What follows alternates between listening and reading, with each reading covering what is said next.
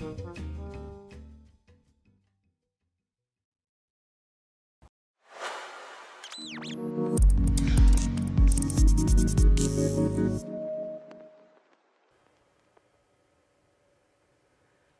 good afternoon and welcome to our Kit 104 session, would you believe? Live today from the CVP studios here in Studley. Today I want to talk to you about shooting with a large sensored camera.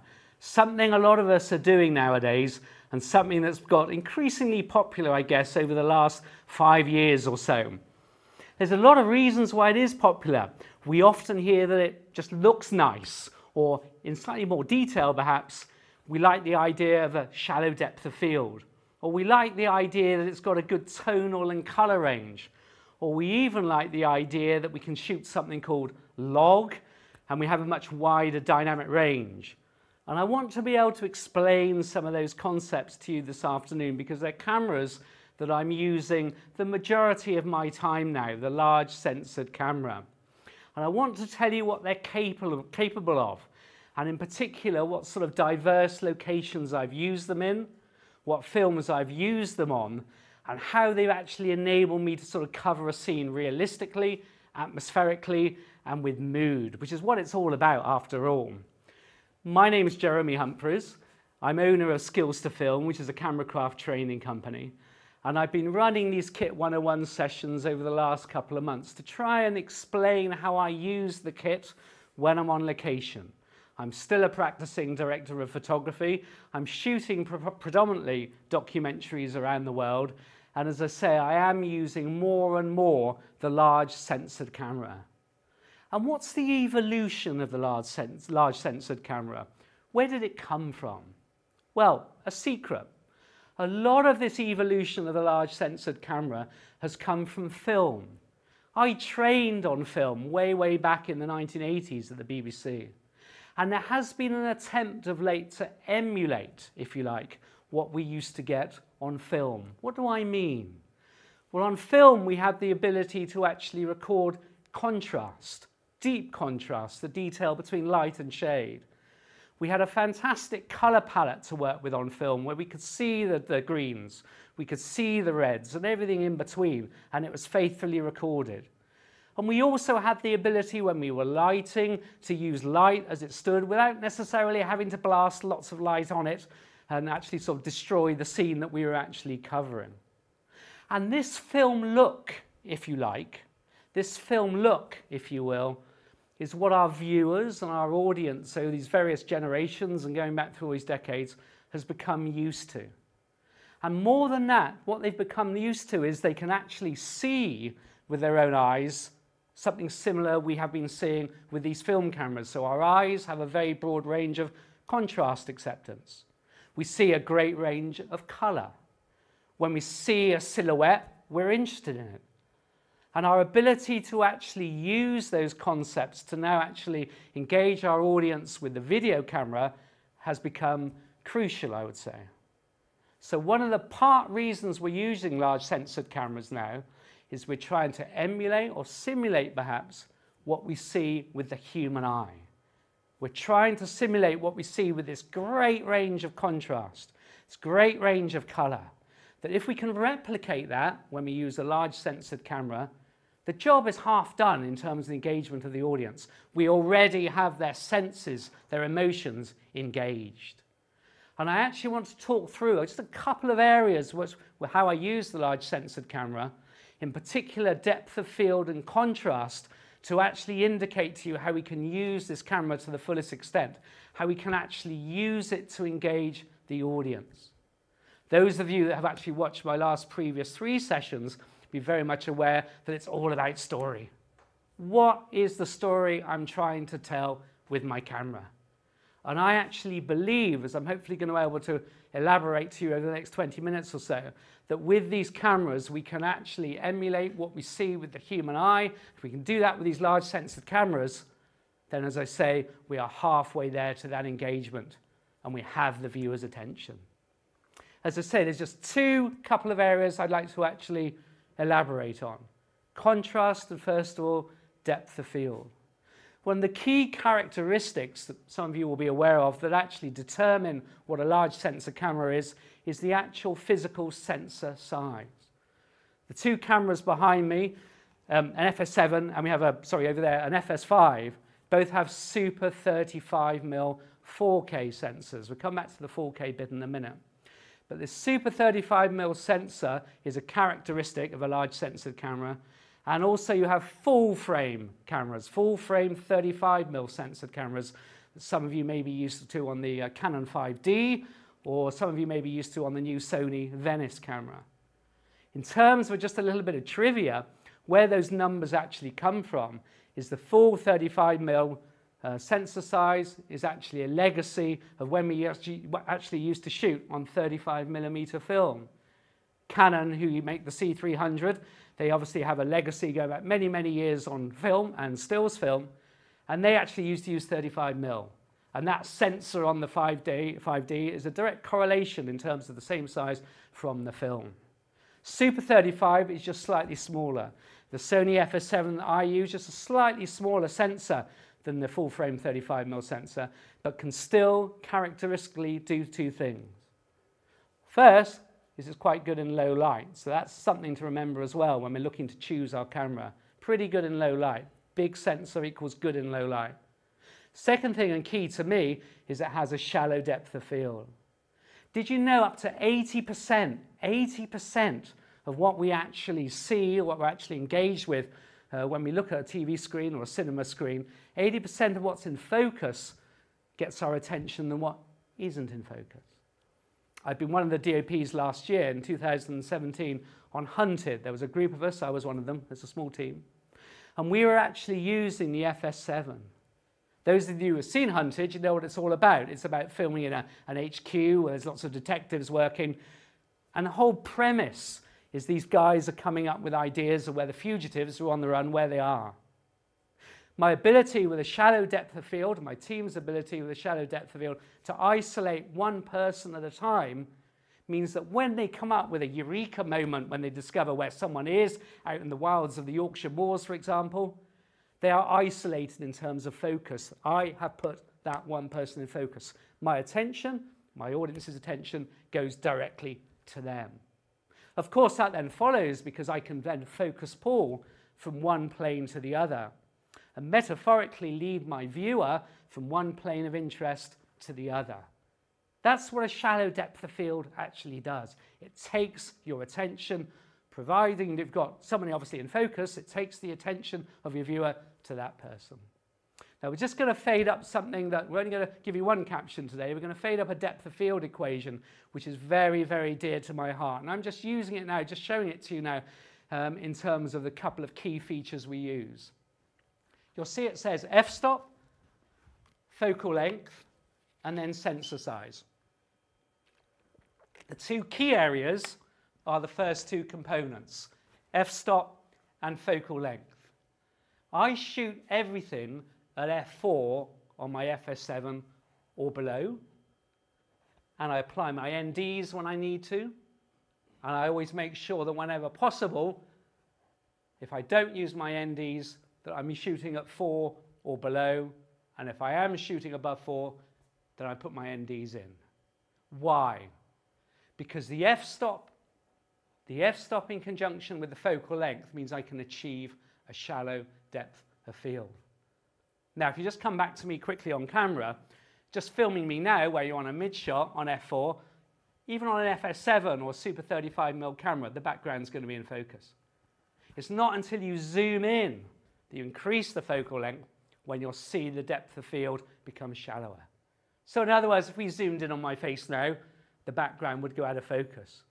But of interest, if we just go back to the equation just briefly, you'll see the third component is sensor size. And if we just come back to me again, thank you, the sensor size is key as well.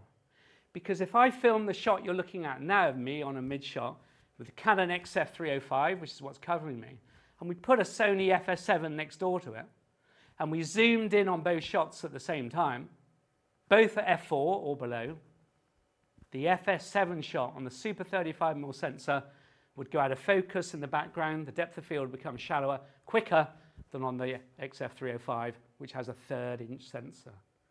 I mention this all at this stage because it's useful for you just in terms of camera choice when you decide what camera it is you're going to be using.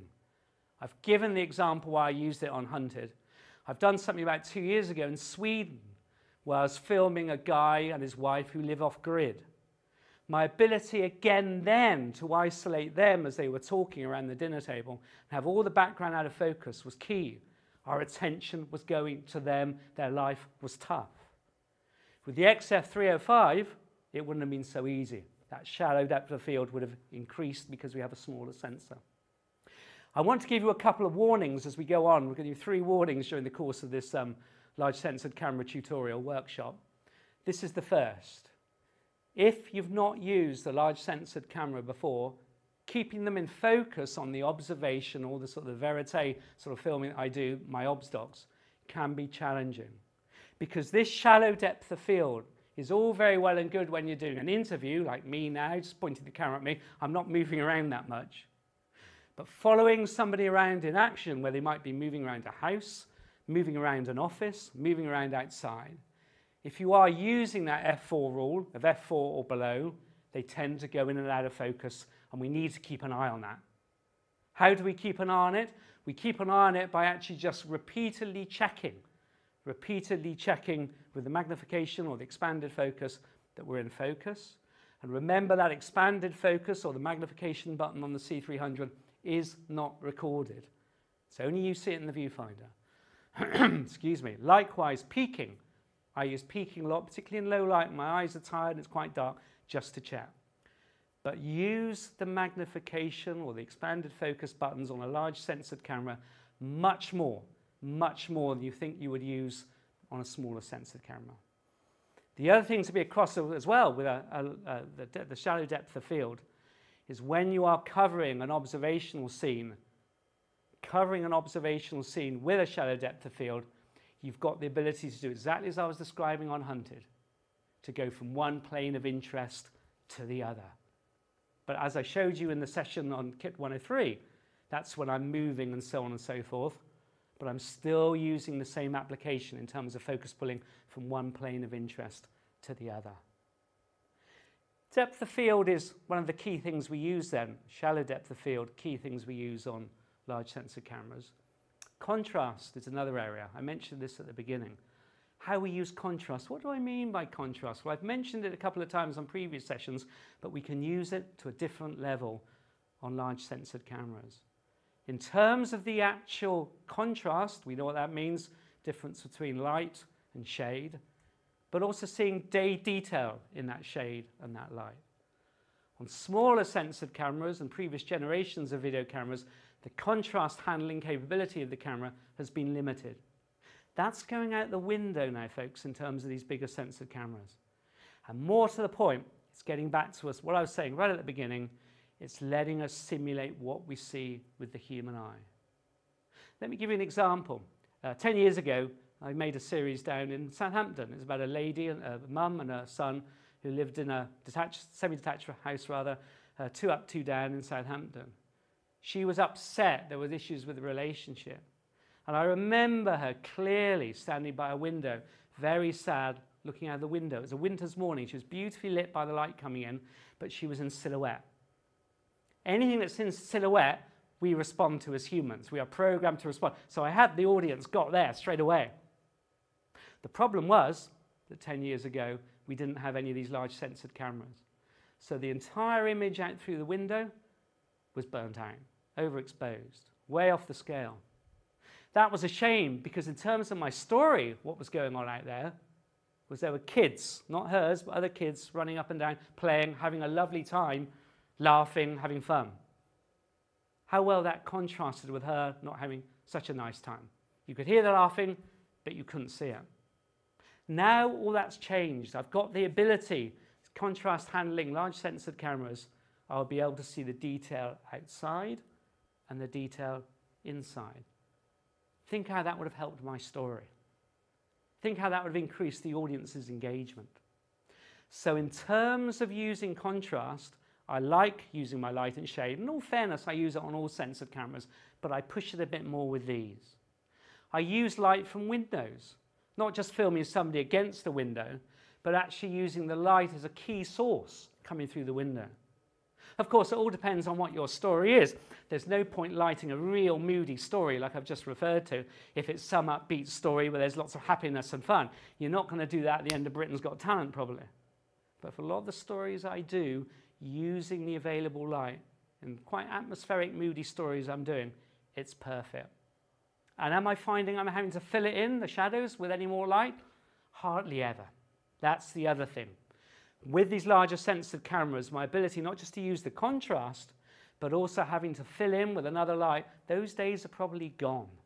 I might carry a reflector with me. I might use a reflector just to punch in a little bit of fill, what we call it. But not all the time. And again, of course, we come back to what the story is. As I say, if the story is moody, is atmospheric, then that contrast works, but you may not always want that. And that's fine, but the key thing I'd stress is I rarely light flat, by which I mean sun, light, window light, whatever it might be, straight on.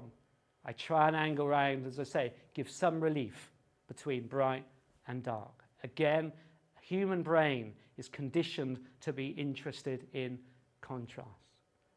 And of course, contrast with the FS7 and the C300 has gone now to a different level. We have something called log filming. What's log filming? Well, we won't go into all the mathematics for just the time being, but what it actually means is you can film an even broader range of dynamic range, even broader than what I've just been hinting at. Just a little bit of tiny bit of mass. Our TVs at the moment can roughly show an exposure range between light and dark of somewhere around 6 stops, okay? The cameras, the FS7, the C300 Mark II, are actually in log filming, giving you something like 14 stops. Again, back to Hunted, we shot it S-log. But we showed it on a somewhat standard TV that was 6 stops in terms of what it could transmit. Because what happens when we shoot log, we are getting so much information through, so much detail through, that the colorist, and when it's graded, can still have a lot to play with, and he or she can adjust what she wants, and the picture will still look much better on a 6-stop TV. This is all going to change soon. You've probably heard of HDR, high dynamic range. TVs that are coming out now will actually be accepting this 14 stops.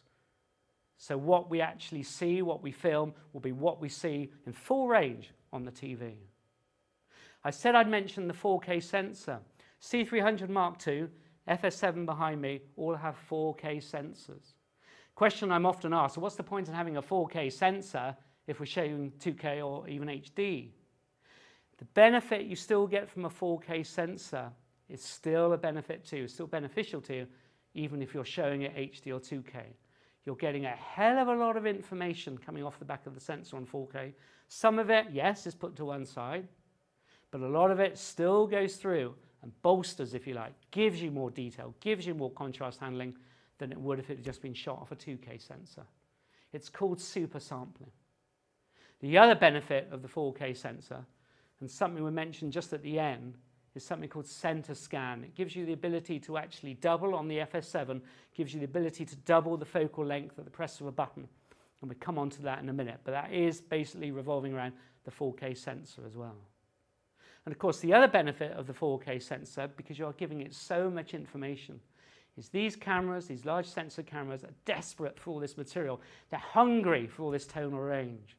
So in log filming, as I said just now, I'm giving them 14 stops or so to play with. And this will come as no surprise, guys, I'm sure, that the eyes see roughly 14 stops as well. So you can see where we're going with that. In terms of what happens when we're shooting log filming, a couple of important points, please. First of all, go through your user menu on the FS7, go through the menu on the C300, and just make sure it's all programmed. Because on the FS7 and the C300, you aren't necessarily going to get on the viewfinder what you're actually going to get coming out the other end. So you apply, certainly with Sony, you apply something called a lookup table, a LUT, and that basically simulates what the log filming will look like when it's been graded. And grading you must do. The image, when it goes back into the camera and is recorded, is normally quite washed out, lacking in colour. The editor will apply the same lookup table that you have. He'll do the edit, she'll do the edit, but then it would pass to the colorist, where all this detail that's come off the 4K sensor, all that amazing sort of tonal range, he or she will use. And as I say, even if it's being shown on a standard, what we call Rec 709 TV at the moment, it will still look good. I've actually filmed people, darker skinned people, with a bright white or bright light monitor behind them, and I've seen detail in both. So my warning as well when shooting log is do not underexpose. We always overexpose by about 1.5, even 2 stops. So when setting up your camera, and this is a lesson for another day in terms of setting up the ISO and so on and so forth, I'm always making sure I overexpose by about 1.5 to 2 stops. That's my second warning. The other thing to bear in mind as well is that when we're actually shooting, when we're actually covering something in log filming, even the viewfinder, again on the FS7, won't necessarily show you the massive range it's actually covering. So you have 2 buttons on there. A number of people often ask me, it's on the assignable side on the FS7, what the high and the low key mean. Well, the high and the low key actually enable you to actually see the top end, where it might look overexposed, and it will show the bottom end, the toe, which might look underexposed, and it will give you the detail in both. So we're pressing a lot of buttons when we're shooting log, but the ability to record that tonal range, that wide tonal range, is literally unsurpassed. So it's just something to use, to master, but please just make sure we don't underexpose. Underexposed, something called the noise starts increasing, and the picture can be degraded. I'm just going to check and see whether we've got any questions. No, we're okay at the moment. I'm going to talk to you about lenses in just a second, but just to reiterate, these cameras, these large sensored cameras, are giving you a much broader tonal range, and they're giving you much more detail in terms of texture, in terms of resolution, and they're using a much wider color palette. And ultimately, all that's aimed to actually giving you the ability to use that huge range to engage your viewer more. And why do we want to engage your viewer more? Because all those components I've just mentioned are essential ingredients to what we as humans just see and respond to and react to when we're just walking around day in, day out looking at things. It's actually subconsciously engaging deep down something that's been there for goodness knows tens of thousands of years maybe. So we're triggering, we're teasing those emotions. Over to lenses, please. I'm just going to grab a quick swig of water. We're actually filming on a very hot day here, and it is noticeably very warm in here. I've moved over here just to give us a little sort of breather, because I want to just reinforce my favourite part of the kit. The cameras, the sensors are all very important. But when we actually get the camera supplied on large sensored cameras, we don't necessarily have a lens. Now, in terms of lenses, there are 3 key things we just need to be across. What's the story? What focal length do we need? And what's the speed of the lens? And the story is key, folks. What story are you going to be covering? If you're just going to do an interview one afternoon, that's fine. You can probably get away with 1 lens, and we'll mention focal length in a minute. If you're doing the sort of thing I'm doing, again in Sweden, I was shooting on a C300, I had about 5 different lenses. We were using the Canon EF range of lenses, very good lenses. These, by the way, cover full-frame 35mm sensor lenses. And it's always just worth checking on the large sensored camera, whichever one it might be, that the lens you've got gives you the coverage on the sensor. But the Canon EF lenses obviously fit onto the Canon C300, no adapter is required. But they are a little bit limited in terms of focal length. So I had a 16 to 35mm, I had a 24 to 105, I had a 70 to 210, and I had this little fellow that I'm holding in front of you, which is a prime lens. Why did I need all those? Because my story dictated I wasn't just going to be filming the husband and wife I mentioned earlier sitting around a table, but I was also going to go out and do some wildlife filming, a long way away, hence the long lens. I was also going to be doing stuff where I was sort of hanging back fairly close to action when all the huskies were running around. A 16 to 35 wouldn't have been tight enough for that either. And why did I have a prime lens? This is a prime lens, the one I'm waving in front of you, 24mm. Well, most of you will know a prime lens you cannot zoom. But a prime lens on a large sensitive camera does two really key things. On 4K sensor again, it gives you the best of best pictures. There are few lens elements in here. The detail that actually goes through the camera sensor is basically much clearer, has more resolution than it would on a zoom lens. A zoom lens is still fine, but on prime lens there's less glass in the way. Also, they are faster speed. Most of you know what speed means. Speed means the maximum aperture any lens can open up to.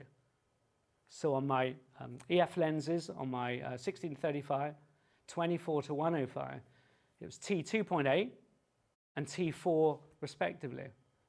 That was all very well and good, but my story dictated that I was filming a lot of it with this family off-grid. They had no electricity. So we're lighting everything with candles. It looked fantastic. We tried to shoot some of it on an XF305. It didn't work, it was too dark. But using it on a large censored camera, on my EF 16-35, it was getting there, but the speed of that 16-35, as I said, is 2.8, wasn't bright enough. So I had a prime lens as well that enabled me to cover it. Opened up to about 1.4 and enabled me to cover it. So I am using, on my large censored cameras, prime lenses a lot more. But the three key things are, what's my story? Have I got the right lens to cover it? Do I need a prime lens? And in addition to the prime lens, checking your focal length and your speed, making sure we've got the full coverage in terms of the focal length range. Remember my family around a kitchen table, and also covering the wildlife. That's why I need those lenses. If you're doing an interview, you won't need that range. But also the light levels. My story dictated we were going to be filming candlelight, so I made sure I had the correct speed of lens as well. The lens behind me on the FS7 is a more commonly used now lens. It's the Fuji MK series. Those zoom lenses are actually made predominantly for super 35mm sensors, and they have the ability to cover just a slightly longer focal length range. You have the 18-55, and there's one slightly longer. The speed of the lens is 2.9, so it's not ideal, but the FS7 has a very sensitive sensor on there, so it's not too bad in lower light. But it's something, again, choices. The key thing I flag up with all of these large sensor cameras are there's lots of choices that often have to be made before you even leave the room.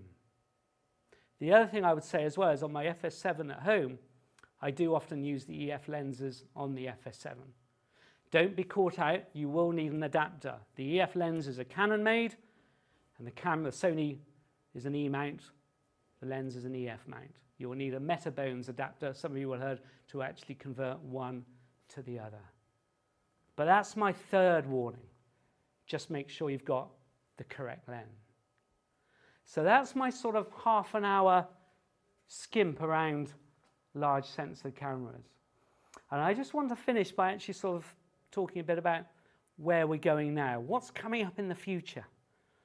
Of course, we've already got the FS5.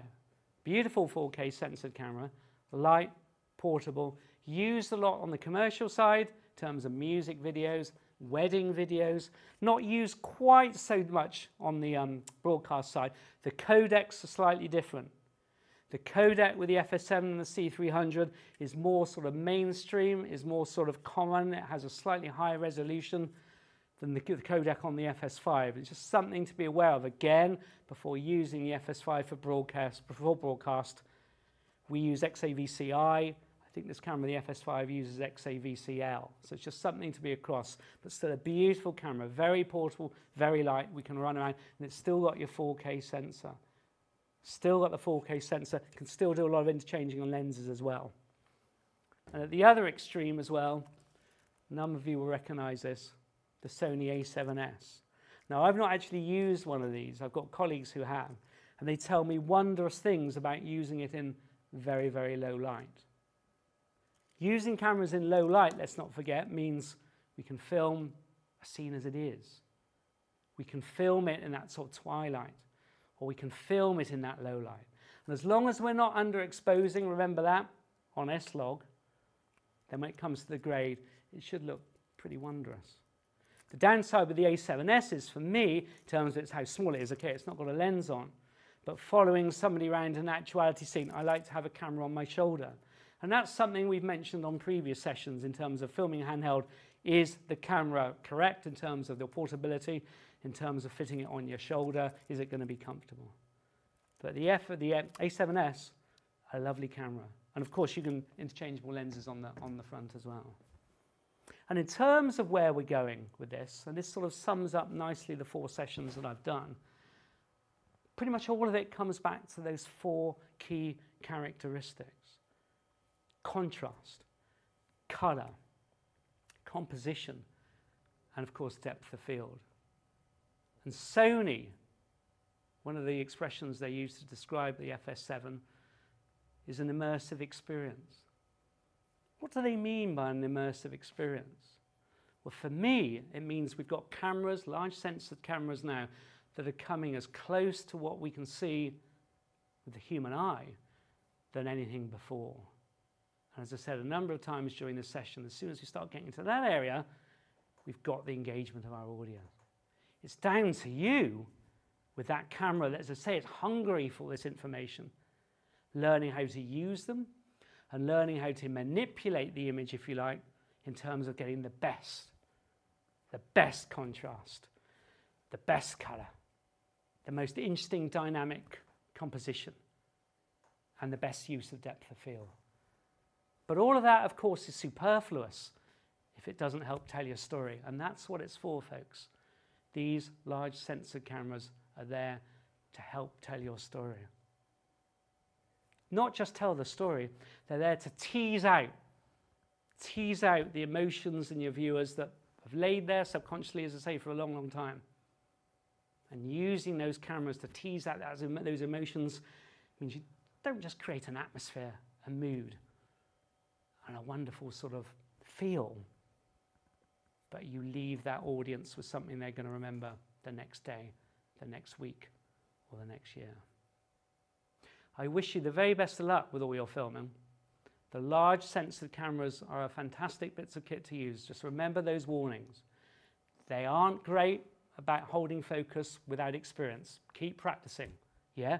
Use the magnification expanded focus button. Make sure you've got all the lenses. Make sure you've got the right speed of lenses before you go out and shoot. Again, what is the story? And also in terms of when you start shooting S-Log, just remember not to underexpose. I wish you the very best. I'm hopefully going to be back again in the not too distant future. But use your camera, use your large sensored camera to tell a story.